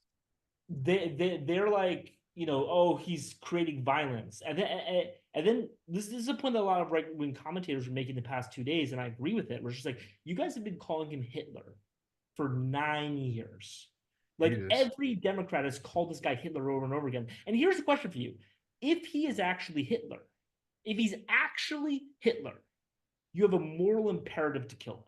You really do. Like if this guy is actually Hitler, you have, and that's the thing. It's just like he's not. We know he's not. We It all would be know that he's not Hitler. It would So be like, stop really calling him awkward. It would be really awkward for the family Thanksgiving because the Kushner's are Jewish. Like it'd be a Hitler. really strange, like because the Kushner's grandparents. Yeah. No, because Kushner's grandparents are like survivalists, so they survived the Yeah. Holocaust. So like that would be really interesting at dinner, Thanksgiving Yeah. dinner, like sitting across the table from apparently the guy that reminds you of the guy that tried to kill your grandparents. Like, no amount of Yeah. money in the world is gonna Well, fix that problem. he's pro-Israel, bro. Like he's the most pro-Israel president ever. But Yeah. I mean, that's his own power keg. But yeah, no, I mean, it was just a crazy moment. I think I posted a video saying I think he might win 50 states. I don't think he's actually going to win 50 states. I don't think that's going to happen. But like, It I will be a think he's landslide. 40. I think he can Yeah. win 45. I think it's going to be a bloodbath This this is a year. random Like, question. You might not know. What is like the record? Like which president? Like who's won like what's been like the biggest gap of like, oh, he won 48 out of 50 states. He oh, fucking I am glad you asked because I think about this a lot. So the biggest blowout, the two biggest blowouts in modern political history are 1984 and 1972. Um, so Ronald Reagan and Richard Nixon. The funniest thing about Nixon's impeachment about Watergate is that he did not have to cheat. He was literally it was the biggest it was the biggest blowout in history, and like he cheated also and then he lost. It's just like why would you do that? It's like if Real Madrid cheated against Wrexham. It's like why would you do that? Like but then there's some other big blowouts were 1988, 1968 and 1936. Those were two other huge blowouts. But basically, what happened in America is that like, so, so this happens in England a lot similarly. But like, basically, what happens in America is that a party takes over, they they do what they promised, and then they start going crazy, and then right. and then they lose terribly, and the other party takes over, and then they start going crazy. So basically, the Democrats Yeah. started going really crazy in the 60s, and then the country was just like, yeah, we're good. And then Nixon, and then Reagan, and then the Republicans went crazy, and then went the other way. But yeah, no, I mean, I don't think it's gonna get to that level, but I think 40 states, I think it's gonna be, Clean still, yeah, yeah. I mean, I think he was going to win anyway, but now I think it's going to be a fucking landslide. Like, it's not even going to be close. well, one People are thing to remember is that, like, in American politics, the Republican basically gets 3.5%. So the Democrat needs to win by 3.5% the popular vote in order to become president. So okay. Trump was already winning the polls by 2%. So he's Oh, now basically up by 6%. Like, Jesus. that's game Yeah, over. that's- um, it also yes. doesn't. It also doesn't help What? that every day. It also doesn't help that every day, like we put the news on. It's like Biden being told he should like quit. His own people are telling him, "Oh, maybe you should sit this one out." And he's like, "No, I'm going to carry on." So that doesn't. That's not good for morale. So Or one prediction that I have, I don't think you're going to hear that anymore, because the reason why you heard that is because Gavin Newsom and Kamala Harris both wanted to take over. right. But now, like, who wants to go against a guy who got shot? Yeah. You know what I mean? Like, no one. Like I want So to be captain of the Titanic. You sure? Are you exactly, sure? Oh, it's a exactly. big ship. I'm sure I'll be fine. Like I just want to do it. I'm like, okay, well, There don't was a complain lot after. of internal politics on the Titanic before they hit the iceberg. And then, After, they yeah, were yeah. like, "No, you got this, bro." Oh, who's the captain? I'm not the captain. I'm just supposed to do it for an hour. What the fuck? Where's the real Yeah. captain? No, so it's gonna be, and the crazy thing is the Republican National Convention starts today. Like, it could not have been better timing for him. He literally gets his fucking week of press coverage. Our group of friends, like Vijay and our other group, like them all, like the boys, the usual Yeah. lot. You suspect someone sent a link in our group chat. They were like, apparently, and if this happens, this guy has won at life already, but amazing. Apparently, Trump and 50 Cent are in talks with like the convention to see if he can come out to many men. If this Dude, motherfucker walks out to many men at the convention, like that is the funniest shit. Not even funny, but just baller shit you've ever seen. Like, dude, have you motherfucker, seen this video? which one? Dude, here, I'll show right now. Um, I read that literally like 30 minutes ago. I was like, oh, just 30 minutes before our show, and I was like, Jesus, that'd be amazing. Oh my god. he has Donald Trump behind him. Yeah. Because 50 is a great troll. He would love that shit. It would be so on point for him, so on brand for him to fuck them two to work together. That would be brilliant. Can I tell you something about that song Betty Ben? So I think I told you I almost got killed when I was in Brazil last year, and I had to go back to my apartment to pick up my stuff, and like Oh, I yeah, was I was yeah. told that there were people out there waiting to kill me. So on my way to pick up my stuff, I literally put on Betty Ben by 50 Cent. Hype yourself up a little bit. Get your chest out, get Like, ready. like Betty Ben wanted to wish death on me. I mean, I am to be fair, I'm a very killable person.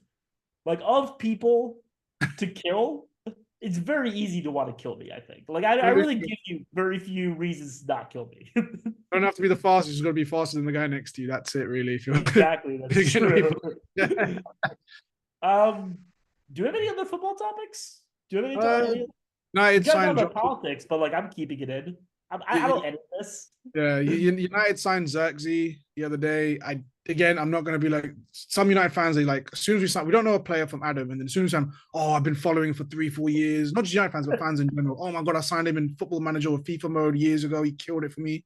I don't know the first thing about him. He had a half decent season at Bologna. They finished fourth. Let's see what he's got. His attitude seems to be right from the press conference. He's like, I'm here to win everything. I'm a born winner. Fuck everything else. I'm like, okay. Let's see. He's Dutch. That helps. Ruud van Nistelrooy and Rennie Hackey joined the backroom staff. I'm very excited to have Ruud van Nistelrooy back in the building. He left a little bit acrimoniously in '06 after years of great service. He's kind of got that mentality. He's a big mentality monster. Like, fuck it. I don't care if you like me. We're winning games. I'm very excited. If he can't get Rashford scoring again next season, Rashford's a lost cause. I'm so sorry. Yeah. Like, this guy was a poacher finisher. Benny McCarthy helped the finishing in the 2 years he was at us with Ten Hag staff.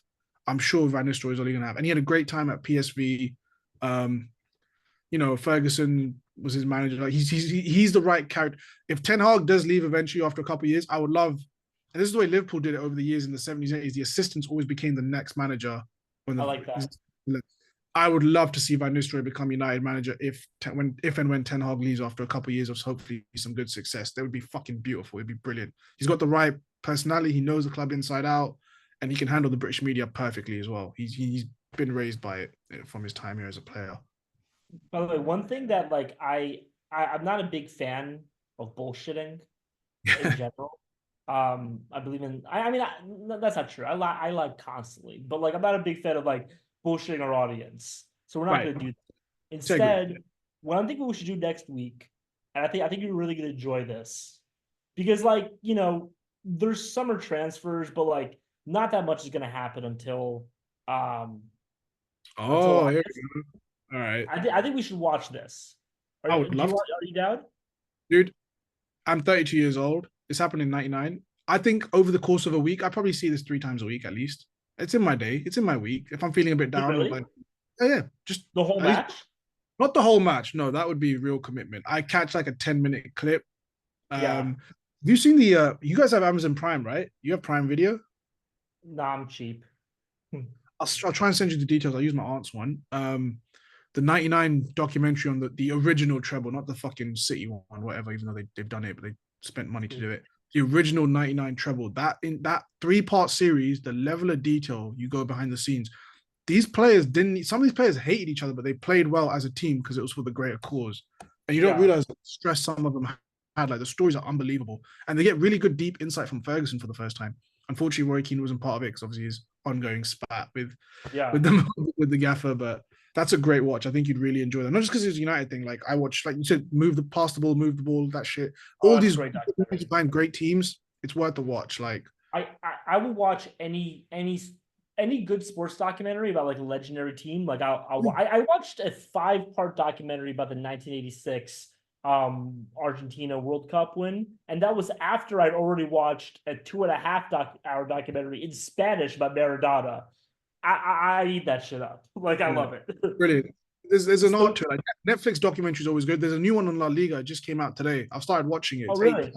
Yeah, basically about the previous this season that's just gone, Bellingham's first season, but they cover all the teams, so you get a real deep dive.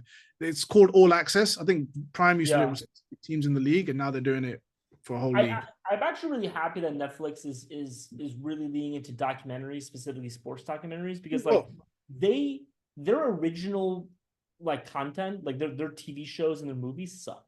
Like I'm just yeah. they're not good. Like they had House of Cards, they had a couple of hits, but they're just not good at that shit. And they realized like we're good at sports documentaries, we're good at murder documentaries. Let's just do that. Netflix And docs they're are killing great. it. The crime ones and like the scam ones, like I could binge that shit They're all day. Like phenomenal. it's so easy. They're so easy to Oh, the watch, and scam they're ones are the short. best. They're like hour and a half, 2 hours long, and then there's like 8 parts of it as well. Like each Yeah. episode is like 45 minutes, 50 minutes. But you just binge. You think, oh, I'm gonna do this in parts. Next thing you know, it's 8 o'clock at night, and you've watched the whole thing. It's crazy. I've watched a couple times. There's one called Lord of Scams, which is about this guy like Marco Muli who like scammed like eco credits or something. I've watched that like 5 times. This is a great documentary. And that's the thing is like that's more formulaic. You know how to do that. But Yeah. like making an original film is just like it's like there are 5 people on planet Earth that can do it. You know what I mean? Like if you think about the percentage of films that are made, most of them suck. Like it's just true.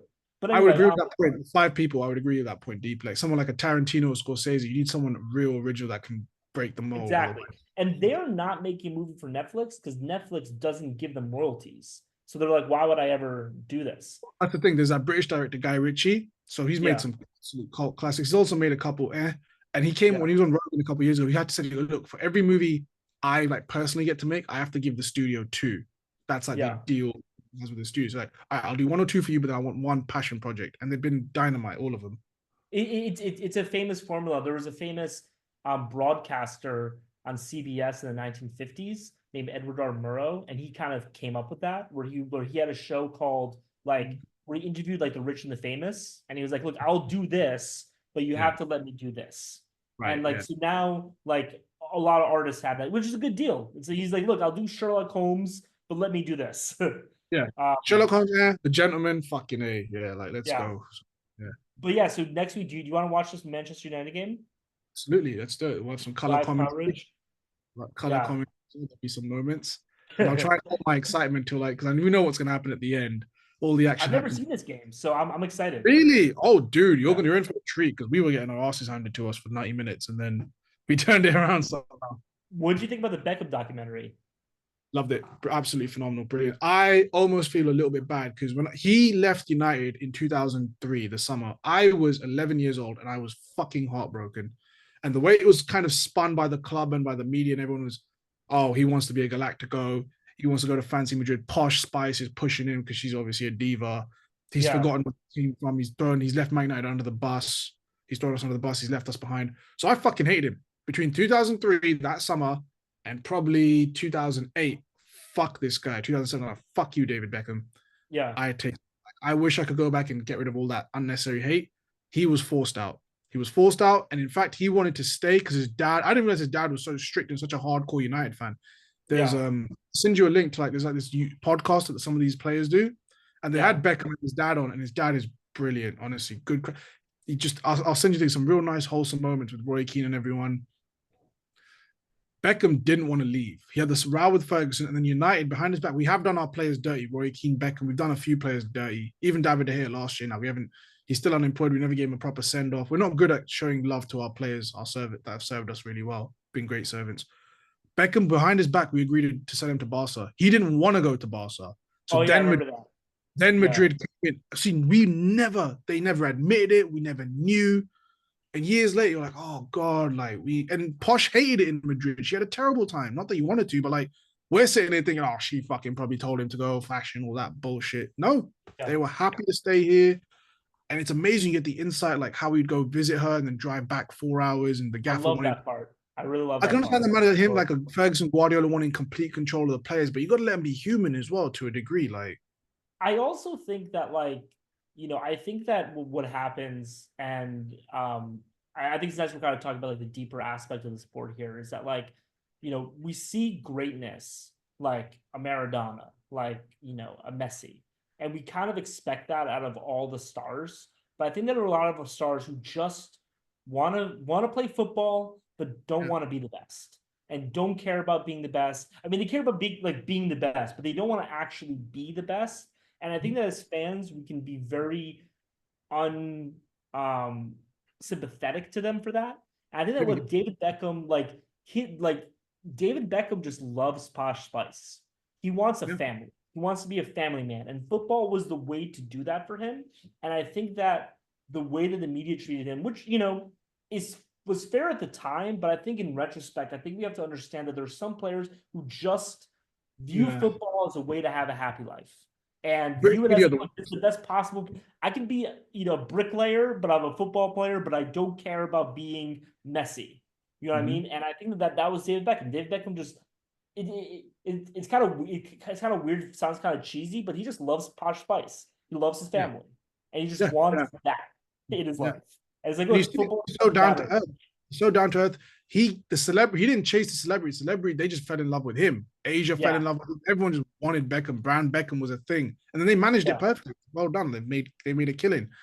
He's not going out there looking for it. It'd be more sleazy if he was like, yeah, I want to have my face. He just is a good looking son of a bitch that just happens to be able to kick a ball brilliantly. And like I said, fell in yeah, love with the Spice Girl. You can't knock that. Like, what the fuck? So he yeah. got a bad That was British that was British really tabloids are the fuck. Honestly, it's gotten good. better over the years with social media, I reckon. But these British tabloids are fucking deadly. They will. That's why I hate when like a Kobe Main who rises up and like, oh please just keep it calm because the quicker you rise him up, the quicker you're gonna cut the legs out from under him. That's what they do. They love to raise a team up just to fucking cut him Well, down. I saw this thing, and I hear this a lot about the British, where I think it's something that's happened over the past 100 years or so, where you guys have tall poppy syndrome, where someone you always try to cut people down, and I heard the stand-up comedian who was talking about how Elon Musk couldn't be in England because he's just like, oh, I want to go to space. Like, shut up, you cunt. Yeah, what you did was That what you type of do, thing. bunch of business. What the fuck? Like, well, who do you think Yeah. you are? It's a weird attitude And you have. We love to complain. Like, that's why I fear for like Bellingham and Mainu and these young boys, like even Foden and stuff, because like when they're killing, it's great, but they are these fuckers can't wait. These British tabloids cannot wait to fucking start talking shit. And there's agendas. I'm not just saying there's a huge agenda against Eric Ten Hag, against Man United. Um, there's just some people just the positions of power or whatever in the media, they just take the piss. also that documentary made me feel a lot for him for that red card because he got Oh, destroyed for that. but And it's that's what's so crazy. Imagine you go happens against Simeone at Argentina, right? Obviously, I'm too who, young by to the remember. way, is just Yeah, let's be honest. Yeah, he's a cunt. He's a cunt, that one.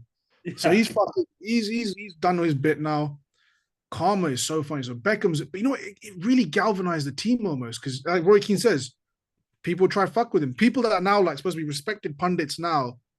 Fucking, I can't remember the names. I wish I could name drop some of these cunts. Let me think for a second. There was one particular striker. Even Tim Sherwood, people like that, like these little wankers that are flop managers, air kind of players. They were kicking the shit out of Beckham, knocking him down, this and that. And then people like Keane lot fucking give it back to him. Like, that's our player. We're protecting him. But Keane got get a bad rep for saying, oh, he lost his head. But these guys were playing dirty with him all the time. yeah, He galvanized the whole squad, and we go on to have the fucking treble that next summer, the year after. And yeah, imagine Inter Milan came to United. They played United in the quarterfinals.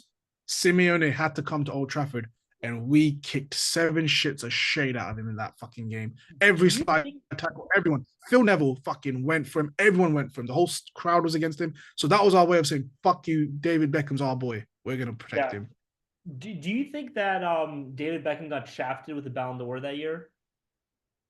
Because he came in second. Did he? I didn't even, I'll be honest, I didn't even know that. I didn't know he Yeah, came. Who it won was it that year? Ronaldo. 99. Brazilian Ronaldo was a crazy player. I won't begrudge it too much. It's hard for English players to win. That's why No, wait, it Michael was Rivaldo. Rivaldo, he was also another great tiny player. He was part of that great Barca team. We met him in the group stage. I think he scored like an overhead back kick or something, like overhead kick. Yeah, Uh, but David Beckham won a treble. yeah, but look, but yeah, but years from now we'll be asking, oh, was Erling Haaland done dirty last year? Of He course he was. fucking he was. Yeah, It's like, 100%. and he's not even English. He plays for fucking Man City, but he definitely should have won the Ballon d'Or. And this is Yeah, United fans. So like, yeah, it's. I mean, if you look at it, it's criminal that Thierry Henry never winning a Ballon d'Or is fucking disgusting. I don't care what anyone says. It's not about winning yeah. things. Like I said, sometimes it's just about I test between 2002, 2001, 2002 till like 2006, 7. You couldn't stop this man when he was running through. He'd open his body. You'd stop watching the television. You're like, oh, I know what's gonna happen now. Fuck, he's through, and he would embarrass top tier players. Him, The even players By like the way, this Patrick is one thing I Vieira love never about, been numbered. about sports is the fact that like you can hate somebody. Like I'm pretty sure you hated Thierry Henry. But after everyone's done, like you're giving him his flowers. And Oh I no, I respect. would. If I saw him, I'd be a fucking fanboy. But hey, can you sign something or like respectfully, like, Yeah, oh, can I? I'll just shake his hand. Like, oh man, dude, I grew up watching you destroy my team. Like, thank you yeah. for being I you. Like, hated you, but yeah, but respect. yeah, dude, like it's and that's the beauty of it. Like when you're a kid, you're like, oh, fuck you, I'll hate them forever. But if I saw like John Terry, Ricardo, Carvalho, I used to hate to bits, but I would shake them like, dude, you're an inspiration. Like fucking Yeah, great players. Like, that's the he did a beauty great of it. job. Yeah, some players maybe not so. Trying to think if there's a player that would really still be like, ugh. Well, that's the thing. Like the players who actually played dirty is another thing. But like the guys Yeah. you hate just because they're great. Like for example, me and Oh yeah. LeBron James. Like I hated LeBron James my entire I life. Like obviously you have to respect the guy. I don't think he's better than Jordan. I think that's ridiculous. think he's LeBron James thing where he says that he is the GOAT because he won the 2020 championship is like that was the hardest chip. It's just like it was hard for everybody else. You fucking Cleveland, bitch. right? Was that the Browns or was that the Lakers? That was the Lakers. Lakers. But you know what? I've been again. I'm not in the know here, but there's very respected like sports athletes. Like there's an MMA famous UFC fighter, Chael Sonnen. He says he knows, and Chael's one of that guy that he'll just put shit out there. He's got no filter. He's said himself that he used performance enhancers, PEDs basically. He used Yeah, PEDs in the sport. He was a dirty fighter. He said he knows the guy that gives LeBron his shit. I Is wouldn't be LeBron a surprised. clean? That's I crazy. Bro. How can he be the GOAT if he's not clean? Oh yeah, I mean, but look, my feeling on Insane. PEDs, like I don't really care that much with PEDs because I feel like if one person's using it, then probably most Oh, if people are everyone's using, oh, using just make it standard wide. The problem isn't the PD. The problem is one person using it versus another person not. Have it Yeah. across the board. Fuck it. Just don't drug test. Who gives a shit? Then it's an equal. It has just have to be an equal playing field. That's the So problem. so one reason why a lot of batters in baseball because there's a huge PD in baseball thing, right? But the reason why apparently batters started using PEDs was because the pitchers were being prescribed amphetamines, like legally, because like Adderall is an amphetamine, right? And so these pitchers with Adderall were just, and so the batters are like, look, we need to Yeah, yeah, compete with yeah. They got to this. protect Like, this themselves. is Yeah, yeah. That's crazy. fucking. So like Yeah. in baseball, you had this thing where like you could see the PD usage because it goes from like runs per game was like this, right? But It was a it no chill. also But if you zoom out, it was like this. You know what I mean? Because Oh, there was this huge dip when the bat. But yeah, no, I mean, I wouldn't be surprised if he used PEDs. I mean, Michael Jordan's the goat. Like, let's stop having the conversation. It's stupid. know Like, what's crazy is, again, I don't know basketball like as well as you guys do, but when I watched like The Last Dance, which again is another fucking phenomenal documentary by Netflix, they killed it. Um, Michael Jordan, for me, I think I don't know how defense works in basketball, but this motherfucker was the defensive all-star first, and then just also was also scoring stupid number of points and was the go-to guy. yeah, That to me is cool. That's like saying Ronaldo in his prime, obviously scored, but then he could run back and make a 60-yard dash back, make a slide tackle, win the ball, run back. Like you're doing a Van Dyke and a Ronaldo. Like that's fucking insane. Like, it'd be more of like a Zidane kind of okay, thing. right, yeah. Like more of That's a crazy in itself. midfielder. Yeah, but that's Because crazy. offensive players in football don't really have defensive responsibilities, but it'd be kind of like a Paul Pogba, basically. You know, like Right. something in Okay. And for that me, that's role. that's unbelievable. The fact that he's doing both. All right, you're meant to score points, you're scoring points. You're the defensive top player in the league, and Yeah, then you're also fucking killing it with the points, and you've yeah, got your whole fucking Air Jordan it's shit. Like insane. that's insane. What the It's fuck? Like insane.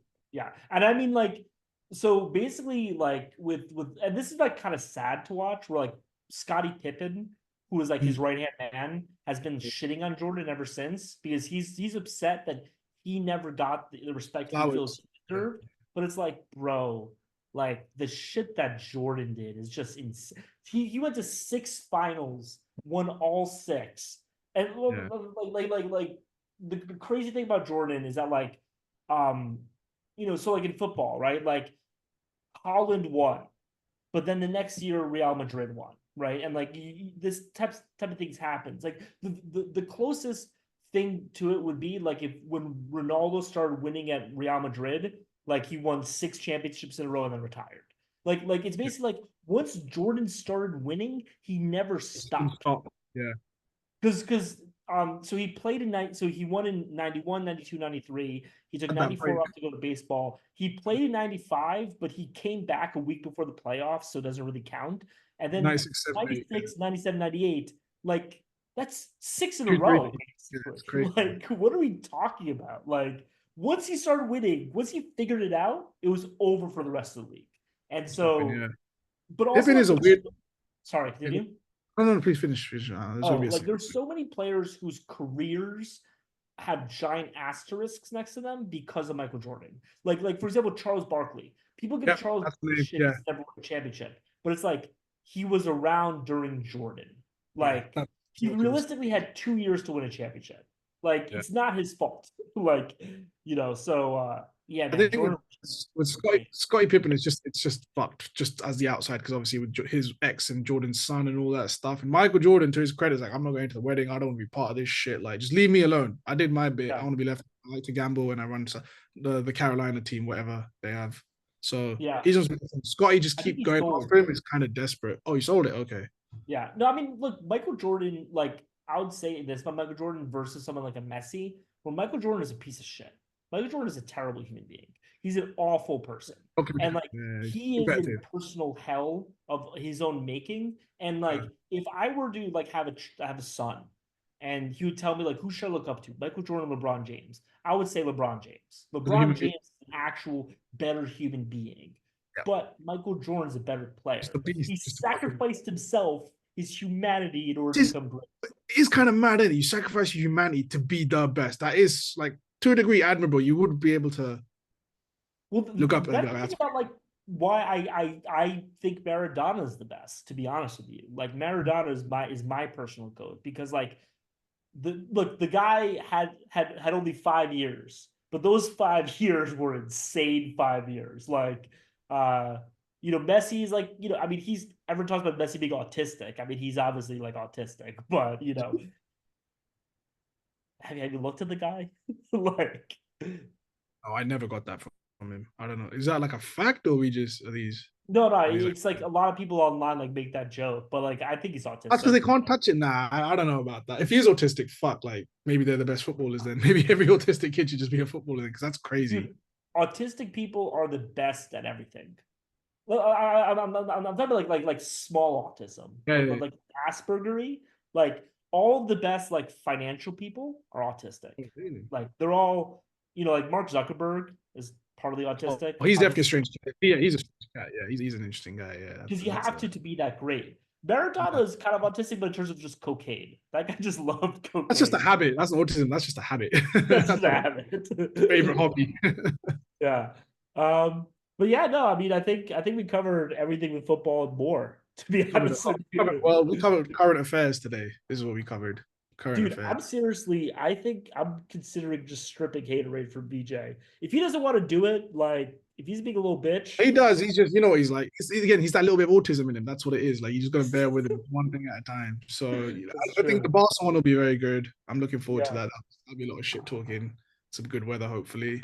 yeah, Uh, yeah, that would be next week. Like, I'm flying out on like the 24th, so we can do it like on the Friday before we head out. nice. That works for me. I'm gonna stop recording. Let me.